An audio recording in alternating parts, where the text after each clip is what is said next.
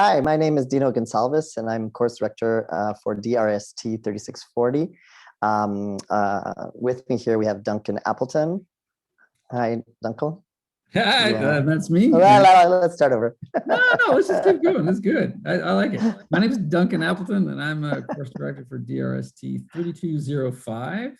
And this is a show that we collaborated on. The show was called Les murs ont des yeux and à la télé ce soir. And yes, live performances in time of COVID. So we're going to talk to you about how we adjusted to be able to create this show. Moving on. So just to give you a little idea of what is DRST 3640, it's a full year drama studies course that is taught in French at Glendon College. Students learn how to analyze written dramatic works using different points of attack. They learn about theater configurations, historical contexts, practice their ability to analyze theatrical events, meaning live performances, and ultimately they participate in mounting a full theatrical production in a period of 6 weeks. So it's quite intense. The students will participate as actors. They're also working behind the scenes. They're creating sets, costumes, props, soundtracks, lighting, etc. And that's where it tends to cross over with my stuff, because we normally collaborate with students from my course. And normally my students do some of the technical things like lighting, the sound, and the building. And this year, of course, that didn't quite happen. Yeah, take it away. It's not a normal year, right? And so we had to overcome a few challenges. The first was, how are we going to work in a space together? Because theater is usually done collaboratively and collectively. So this meant that performers could not share a stage. And second of all, we could not have a live audience in the same room as the performers. So we aren't able to use the theater. So what are we going to do? I scratched my head. I'm like, Duncan, help. So we went online. Do you want to talk about that a little bit, Duncan? Yeah, I mean, we just like a lot of other theaters and a lot of other schools had to quickly figure this out. And we started with some tools we already knew. We'd already been using Zoom. We messed around a little bit with Skype because we'd used that for one of our other shows. But we quickly figured out that Zoom was the tool we were going to stick with. We ran it all through OBS, which is open broadcast software, much like other theaters. And then we streamed everything out of OBS into into YouTube, which is how people watch the show and how you guys are also watching this link right now. Yeah, that's right. So one of the first things I had to think about was what play we were going to mount. And the challenges here, considering that we're going to be using Zoom or Skype as a platform. And I remember the play I saw, Les murs ont des yeux, it was a play that was shown at the Toronto Fringe Festival in 2017, and I remembered it because it was quite interesting. It basically the show is about 5 rooms in a house who all of a sudden open up to each other about the violence that they've seen throughout the years. And so I thought that would be great because we're already working with squares and rooms are kind of like square, cubic shape. So this should work just nicely. And my only issue was that I had a group of 10 students. 8 of the 10 students wanted to participate as actors, and I was like, okay, there are only 5 characters, so what can I do? And I decided to create a writing project. So a group of students volunteered to work on a separate project that would be a companion project that we entitled À la télé ce soir, which is a sketch comedy type of, kind of like Saturday Night Live type of original piece. And they created it. They from scratch, wrote, performed, produced, edited. It's all done by students. So for Les murs ont des yeux, so I had this idea that I wanted to just have the actors' heads, or the top part of the actors, because as you can see right now, if you look at us, this is what you see anyways. And then Duncan said, well, why don't we just actually put them in boxes? I'm like, brilliant, sold and done. So then we have to figure out, okay, how are these boxes going to work?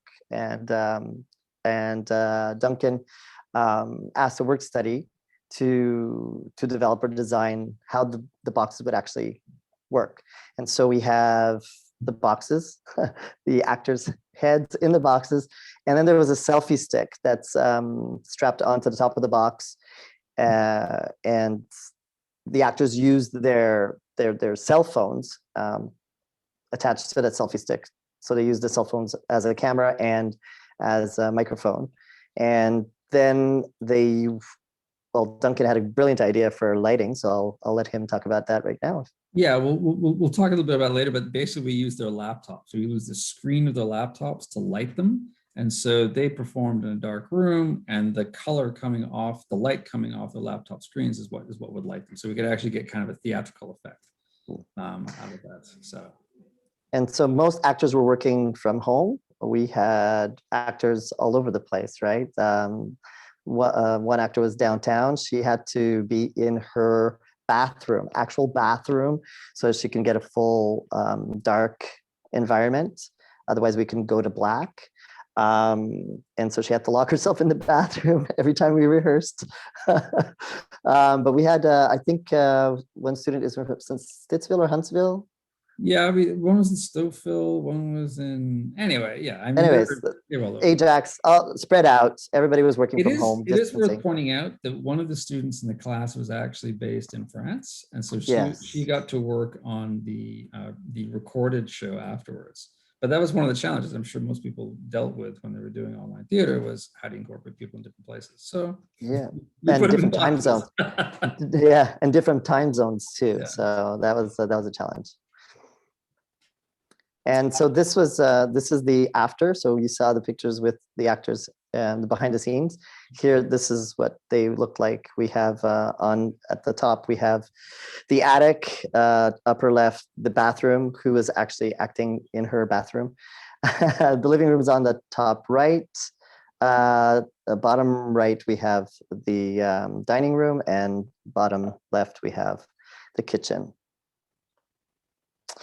So as I mentioned before, this is a student project. At the end of the course, students have to mount a show. And so they designed the interior of the boxes. They designed the makeup. Of course, we guide them. Duncan and I guide them a lot and help them, but they do most of the work. So here we have. And have a lot of creative input, right? So the idea is we sort of create, again, kind of the box or the frame for the thing. And then they, are the ones that perform it. And as Dina's showing here, they did a lot of the actual design work inside the boxes and the makeup and things like that. Yeah, so we have the kitchen on the left and a makeup, a maquette for the living room on the right. We also had a student who enjoyed creating illustrations and GIF animations, so we recruited her for the show. Yeah, that was one of the students in my class. Yeah, why don't you go ahead and play the clip, and we'll talk about it. But yeah, so one of the students from my class, who normally would have been learning how to do lighting or sound or something, had shown some real interest. She'd worked on some other projects with me at the beginning of the year with some other courses, and she was really into drawing on her iPad. And so we were able to take some of that, and she actually created a lot of these animations and GIFs that we then, so what we're seeing here is actually what was shown live through OBS, and it's compositing a lot of the different elements that she's put together. So she drew all this stuff essentially and animated and things like that. And then we used OBS to create the final frame. And this is us just trying to show us our names. So in case you're wondering who, that's me coming down the cloud, Duncan Appleton. Dino was shown just before. Yeah, all of this programming was done by another staff person, Lisa Van Orshaw, à la console. And the student stage manager à la régie was Alexander Nixon. Yeah. So this clip was for the opening of the show. So this is how we opened the show before we actually get to see the actors. Oh no, I gotta. It's going again. Just press the arrow. I think you just do your. There you go. So as I mentioned before, we created a second project, which was a video production that we called À la télé ce soir. And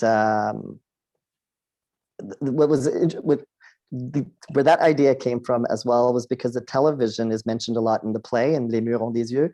And I wanted to show bits and pieces of what's going on the television, because the character of the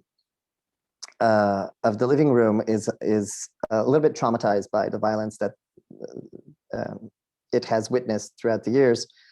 And one of the monologues mentions how, well, I didn't see anything, really that surprising. We see violence on TV all the time, just like on television. And so the TV seems to be a theme that comes back a lot. So I wanted to show the television, have the television in the background playing, and incorporate À la télé ce soir in Les murs ont des yeux. So we did use a few segments that we actually get to see in the show in full screen. But then the rest of the À la télé ce soir is just played in the background. It's not always very noticeable, but that's okay, because that's not the focus of the play anyways. So yeah, so that's where À la télé came. À la télé ce soir came from. But if you're interested in watching the whole sketch comedy show, it's shown in its full version after the play. And we'll be putting a link for that at the end of the video, so you can watch the whole live show followed by the pre-recorded part that was played at the end of the live show. That's coming up if you stick around for a little longer. And here's some clips, some images from À la télé ce soir. So now let's talk about the lighting. Yeah, so Dino gave me a bit of a chance to kind of do some fun stuff. And I came up with this idea of, hey, if we could control their laptops to create light, we could actually light them.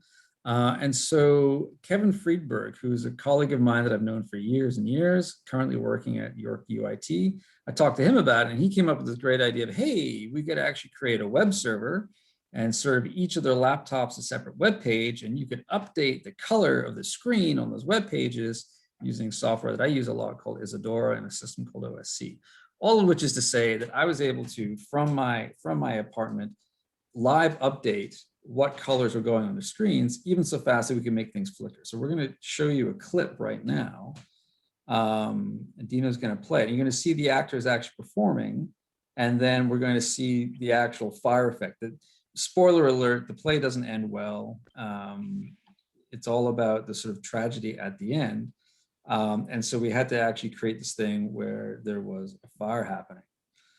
Looks like YouTube is a little letting slow, but it's okay. We'll let it do its thing. Here we come. All right, let's full screen that. And we'll see if this plays. Bon, c'est réglé. On y va? You can see them in the 5 rooms speaking. Then they actually close the lids of the boxes, and then the fire begins. The rooms have actually conspired to start a fire in the house. So this is the lights flickering. So these are laptops are flickering red. You can see their hands. And then we start to overlay video of flames. First of all, it's the animated flames. Then as the tension mounts. So again, this is all happening live. So there's like 50 people watching this live. And then you're going to see fire gets a little more intense. And so on. And that's sort of how we would use OBS to layer in all of the different elements, both the music, the actors, the live actors, the 5 actors, and then all of the video clips and all the different animations. So that's a little taste of what the actual show would have looked like had you been there. And if you want to see the whole show from beginning to end in French, you can follow the link that we're going to put up in just a sec. So I think there's 1 or 2 more slides we're just going to go back to here. Yeah. Okay. Oh yes. So did we mention the show was live? Yes, and for myself, it was my first online show.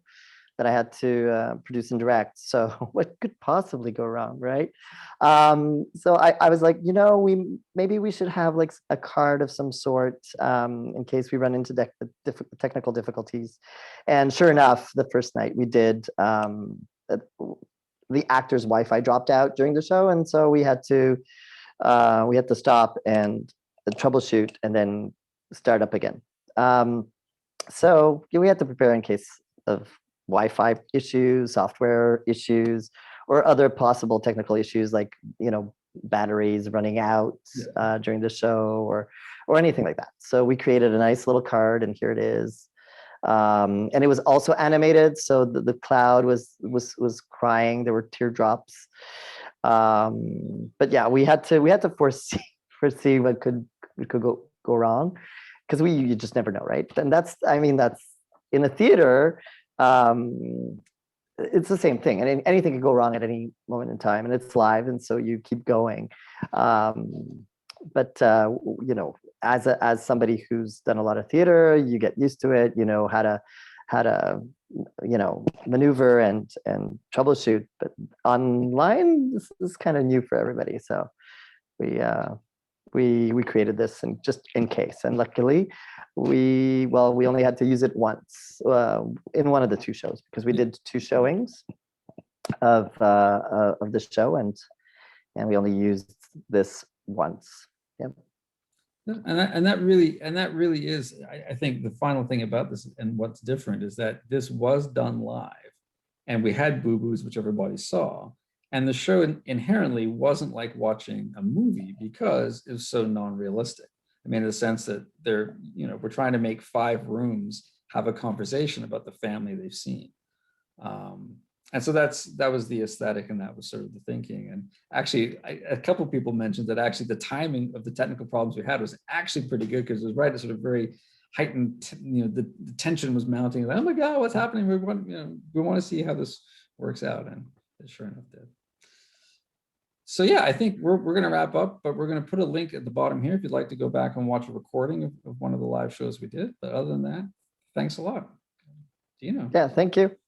Have a good one. Bye-bye. Bye.